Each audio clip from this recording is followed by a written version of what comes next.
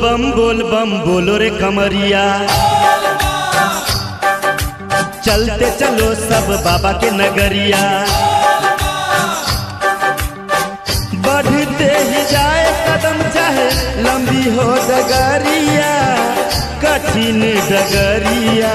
चलते चलो सब बाबा के नगरिया।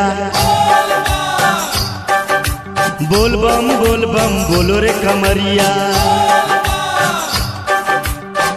बढ़ते ही जाए कदम चाहे कठिन हो डगरिया, लंबी हो डगरिया।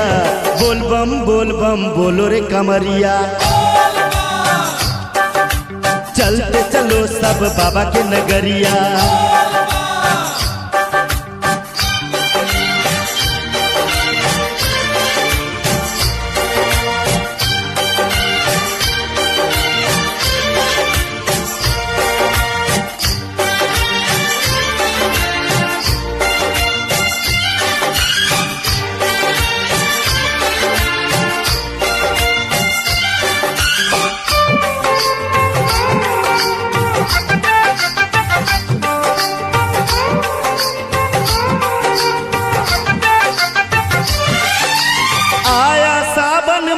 सुहाना रिमझिम बरसे पानी, वो तो भक्तों से मिलने बैठा औढर दानी।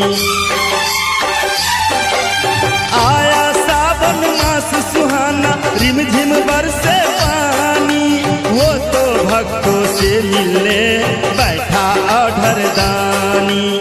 काहे सकुचाए हम काहे घबराए, भोला बाबा देंगे सबको पार लगाए। काहे सकुचाए हम काहे घबराए, भोला बाबा देंगे सबको पार लगाए।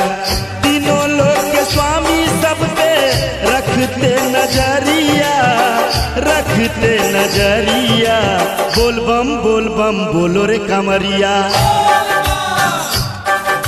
चलते चलो सब बाबा के नगरिया।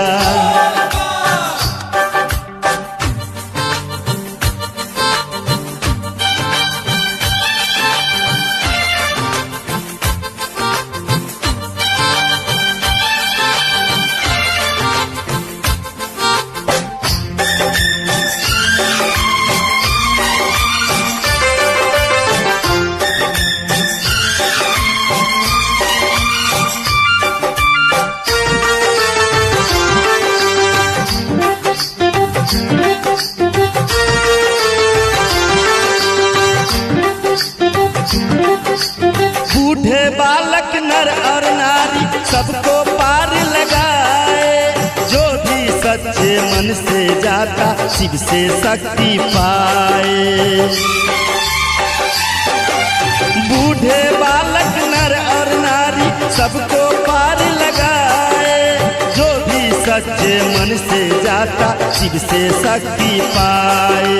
मिट जाए सारी थकान, आए होठों पे मुस्कान। मिट जाए सारी थकान, बाबा की महिमा जाने जहान। पहुँचे बाबा के दर पे देख ले अटरिया, भोले की अटरिया। बोल बम बोलो रे कमरिया। चलते चलो सब बाबा के नगरिया। बोल बम बोलो रे कमरिया। चलते चलो सब बाबा के डगरिया। बोल बम बोलो रे कमरिया।